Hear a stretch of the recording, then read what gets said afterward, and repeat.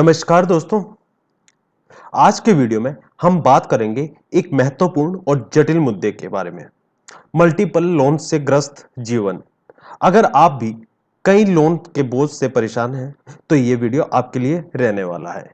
इस वीडियो को अगर आप कंप्लीट देखोगे तो आपको बेनिफिट भी मिलेगा एंड आप अपने लोन के इस झंझट से बाहर भी निकल पाओगे। मल्टीपल लोन से ग्रस्त जीवन मैक्सिमम लोगों का होता है। उसमें आपको चैलेंजेस भी आते हैं, उसके लिए फिर आपको सॉल्यूशन भी चाहिए होता है, कुछ टिप्स भी चाहिए होता है, तभी आप बाहर निकल पाओगे। ठीक है, कुछ एक पॉइंट आपके सामने है मल्टीपल लोन से संबंधित समस्याएं, जो आपको समस्याएं उत्पन्न हो रही है एंड लोन मैनेजमेंट के आसान तरीके। मैं कुछ एक पॉइंट आपको बताऊंगा इस वीडियो में कि आपको इन लोन का जो मैनेज है कैसे करना है, आपको कैसे कैसे इसके इफेक्टिव रिपेमेंट स्ट्रेटेजी आपको अपनानी है और अपनी फाइनेंशियल जो प्लानिंग है वो कैसे आपको हैंडल करनी है। ठीक है, आप इस वीडियो में कंटिन्यू बने रहिए एंड वीडियो को देखिए। ठीक है, आपको कुछ ना कुछ आपको यहां से सॉल्यूशन मिलेगा। ठीक है, अगर हम बात करते हैं आपके लोन की तो सबसे बड़ी प्रॉब्लम आती है तनाव की स्थिति। जब आपके लोन की ईएमआई आपके ज्यादा हो जाती है तो आपके ऊपर जो लोन होते हैं तो ना केवल आपकी वित्तीय स्थिति प्रभावित होती है बल्कि आपके मानसिक स्वास्थ्य पर भी असर पड़ता है। तो आइए जानते हैं इन स्थिति से आप कैसे निकल सकते हैं और आपको अपने लोन को कैसे संभालना है। ठीक है, पहले बात करते हैं मल्टीपल लोन से आपको कौन कौन सी समस्याएं हो सकती है। सबसे पहली समस्या होती है आपकी फाइनेंशियल स्ट्रेस, यानी जब आपके हर महीने की ईएमआई आपके बजट को प्रभावित करती है। जैसे कि आपका बजट यानी 10,000 रुपए से 15,000 रुपए लेकर है और आपके लोन की जो ईएमआई है 50,000 रुपए से लेकर 1 लाख रुपए तक की हो जाती है, तो उस समय पर आप मानसिक संतुलन को खो बैठते हो एंड यहां से बाहर निकलने के लिए आपको बहुत स्ट्रेटेजी एंड देखिए, आपको मल्टीपल जो आपके लोन है एक उसकी लिस्ट बना दीजिएगा कि जितने भी आपके लोन है, ठीक है, कितने आपके 5 लाख रुपए के लोन है, 10 लाख रुपए के लोन है, एक आप उसकी लिस्ट बनाइए एंड आपको एक साथ में और काम करना पड़ेगा कि जिनका सबसे ज्यादा इंटरेस्ट रेट है, हाई इंटरेस्ट है और हाई पेनल्टी चार्जेस है, उनको रोकना पड़ेगा आप। अगर अगर आपने पहले उसमें कुछ बीच में पार्ट अमाउंट पे करने की कोशिश भी की तो फिर आपका जो जितना भी आप अमाउंट पे करोगे वो आपका पेनल्टी में ऐड हो जाएगा। तो इससे सबसे पहले आपको एक काम करना पड़ेगा, सारे लोन की लिस्ट बनाइए एंड नंबर सेकंड आपको एक दूसरा काम करना है कि आपको एक स्ट्रेटेजी बनानी पड़ेगी। अगर आपकी इनकम 20,000 रुपए है तो आपको उसके साथ क्या करना है कि जो आपके छोटे लोन है, जैसे कि आपके 5,000 रुपए 10,000 रुपए के लोन है, सबसे पहले आपको उनको क्लोज करना है।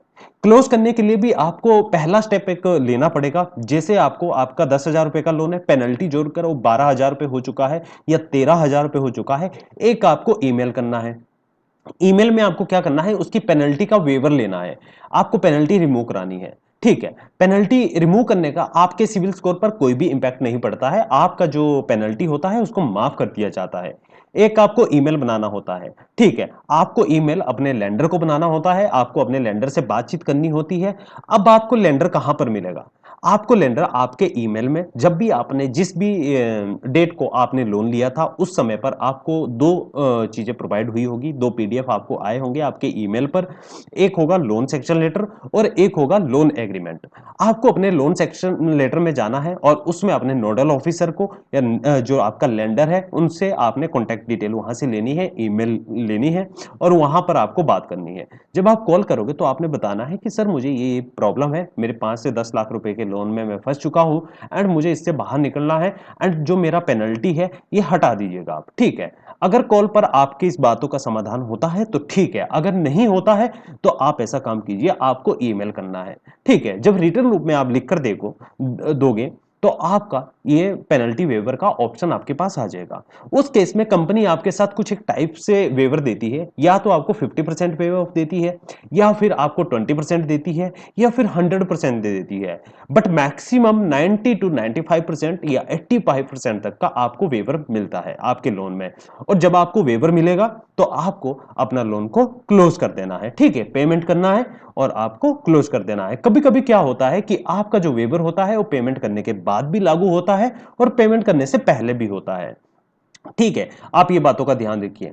बट यहां पर आपको अपने रिकवरी एजेंट की बातों में बिल्कुल भी नहीं आना है। अगर कोई भी रिकवरी एजेंट आपको ये कहता है कि मैं ये करा दूंगा बट मैं आपको ईमेल नहीं कर सकता हूं, तो आपको उनकी बातों में नहीं आना है। आपको डायरेक्टली अपने लेंडर से ही बात करनी है, किसी भी रिकवरी एजेंट से आपको इस बारे में कोई भी बात नहीं करनी है। ठीक है, अब आपका ये प्रोसेस स्टार्ट हो चुका है लोन क्लोज का। जब आप धीरे धीरे ये करोगे 10 से 15,000 रुपए, अब मान लीजिए आपकी जो लोन की ईएमआई है 10,000 रुपए वाले आपके लोन क्लोज हो गए हैं। अब आपके 20 से 25,000 रुपए वाले की लोन की बारी आ चुकी है।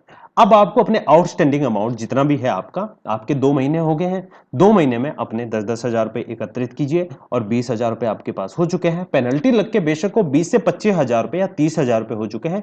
फिर आपने यही स्टेप फॉलो करना है, अपने लेंडर से कॉन्टैक्ट करना है।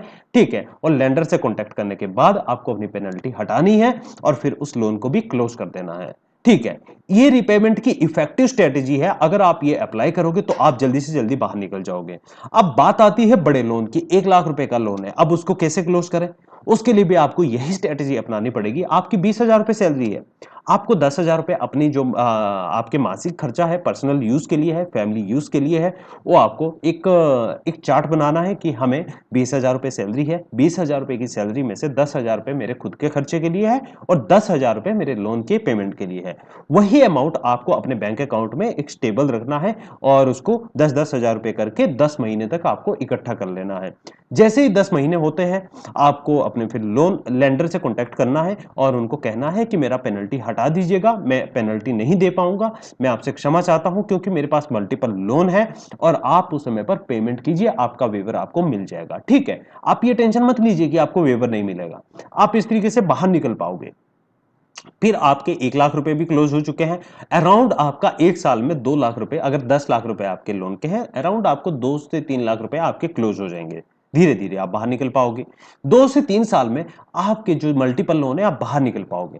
अगर आपको सेटलमेंट करना है तो सेटलमेंट में भी आपको इस तरीके से काम करना है। आप खुद से सेटलमेंट कर सकते हो, आपको किसी भी एडवोकेट के पास जाने की कोई भी आवश्यकता नहीं है। आप खुद से अपने देखिए, खुद के एडवोकेट बनिए, खुद के लॉयर बनिए, खुद की आपको इंफॉर्मेशन मिल रही है हर एक। और आज के समय में आपको चैट जीपीटी का भी हेल्प मिल रहा है, चैट जीपीटी में इतना आपको बेनिफिट है, तो वहां से भी कुछ एक सहायता लीजिए और जो आप धीरे धीरे इन लोन के चक्कर से बाहर निकल पाओगे। ठीक है, एक फाइनेंशियल प्लानिंग ये बहुत जरूरी है, क्योंकि अगर आप प्लानिंग नहीं करोगे तो इसके बावजूद आप बाहर नहीं निकल पाओगे। इस बीच में आपको कुछ एक समस्याओं का सामना करना पड़ेगा, जैसे कि आपको लोन रिकवरी एजेंट के प्रताड़ित आपको उनका परेशान करेंगे, आपको उनको भी झेलना पड़ेगा। दूसरा है आपको डिमांड नोटिस, लीगल नोटिस आपके घर पर आएंगे 1-2 साल के अंदर अंदर।